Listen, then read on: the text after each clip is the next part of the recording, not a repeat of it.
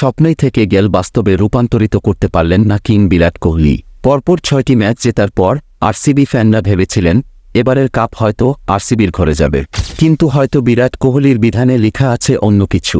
না হলে কি যান প্রাণ দিয়ে খেলেও শেষমেশ পরাজিতের শিকার হতে হলেন।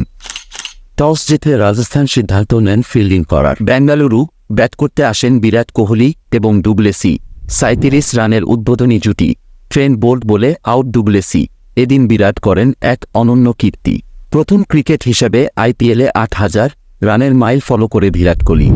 2008 সালে শুরু থেকে শুধু ব্যাঙ্গালোরে হয়েই খেলছেন তিনি। 55টি 50 পাশে সেঞ্চুরি আছে 8টি। কিন্তু কোহলির দুর্ভাগ্য, 24 বলে 33 রান করে বিদায় নিতে হলো। চাহাল গুরুত্বপূর্ণ উইকেটটা শিকার করল। 21 বলে 27 রান করেন ক্যামেরন গ্রিন। ব্যাঙ্গালোরের ইনিংস করতে পারেননি রঙ্গিন। আরসিবির কোনো ব্যাটারি হাঁকাতে পারেননি 50। ম্যাক্সওয়েল পারলেন না কিছু করতে, প্রথম বলে আউট হয়ে যান। 22 বলে 34 রান করেন রোস্তো পাটিদার। 122 বলে আরসিবি পঞ্চম উইকেট হারিয়েছেন এবং 20 ওভারে টোটাল রান করেন 172।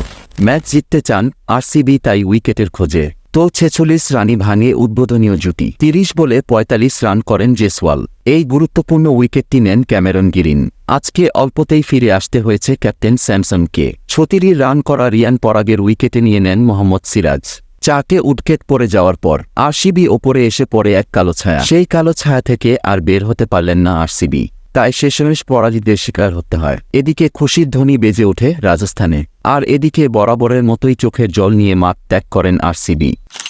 24 তারিখে ম্যাচ আছে Hyderabad versus Rajasthan. Cricket relative video দেখার জন্য চ্যানেলটাকে সাবস্ক্রাইব করে রাখুন। ভালো থাকবেন, সুস্থ থাকবেন, আবার দেখা হচ্ছে খুব তাড়াতাড়ি।